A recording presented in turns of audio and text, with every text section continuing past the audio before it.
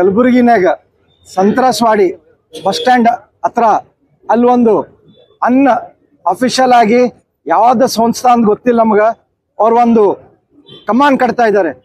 ಆ ಕಮಾನ್ ಇಲ್ಲಿಗಲ್ ಆಗಿ ಕಟ್ತಾ ಇದ್ದಾರೆ. ನಮ್ಮ ಯುವಕರು, ನಮ್ಮ ಅಣ್ತಮ್ಮಂದರು, ಅಲ್ಲಿನ ಹಿರಿಯರು ಹೋಗಿ ಕಾರ್ಪೊರೇಷನ್ ಕಮಿಷನರಿಗೆ ಮನವಿ ಕೊಟ್ಟಿದ್ರು. ಸರ್, ಈ ತರ ಒಂದು ಇಲ್ಲಿಗಲ್ ಕನ್ಸ್ಟ್ರಕ್ಷನ್ ನಡೆದಿದೆ ಅಂತ ಹೇಳಿ ಅವ್ರ ಗಮನಕ್ಕೆ ತಂದ್ರೇನು 6 ತಿಂಗಳಾಯ್ತು, ಏನು ಆಕ್ಷನ್ ತಗೊಂಡಿಲ್ಲ ಅವರು.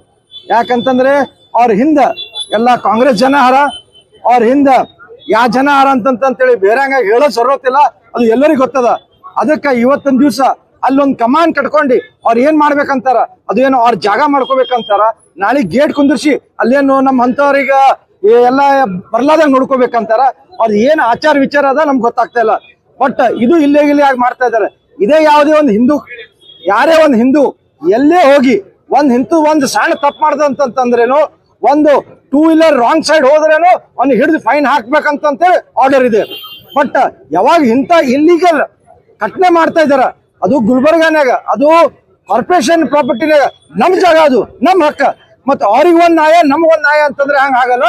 ಇಲ್ಲಕ್ಕಂದ್ರೆ ನಮ್ಮನ್ನು ಪರ್ಮಿಷನ್ ಕೊಟ್ಬಿಡ್ರಿ, ನಾವೊಂದ್ 7 ಕಮಾನ್ಗಳು ಕೊಟ್ಟಿ ನಮ್ಮ ಹಿಂದೂ ಧ್ವಜ ಮ್ಯಾಗ ಹಚ್ಚ, ನಾವು ನಮ್ಮ ಕೇಸರಿ ಧ್ವಜ ಹಚ್ಬಿಡ್ತೀವಿ ಅಲ್ಲಿ. ಅದಕ್ಕ ಆ ತರ ಆಗ್ಬಾರ್ದು ಅಂತಂದ್ರೆ ಕಾರ್ಪೊರೇಷನ್ ಕಮಿಷನ್ ಹೊಸಾಗಿ ಬಂದಾರ, ನಾವು ಅವ್ರ ಮ್ಯಾಗ ಏನು ಕ್ಲೇಮ್ ಮಾಡಲ್ಲ. ಅದು ಕಮಾನಿಗೆ ಇವತ್ತು ಡಿಮಾಲಿಷ್ ಮಾಡ್ಬೇಕಂತೇಳಿ ಇವತ್ತು ನಮ್ಗೆಲ್ಲ ಅಣ್ಣ ತಮ್ಮಂದರು ಯುವಕರು ಶಾರ್ಟ್ ನೋಟಿಸ್ನಾಗ ಇಲ್ಲಿ ಬಂದಿದ್ವು.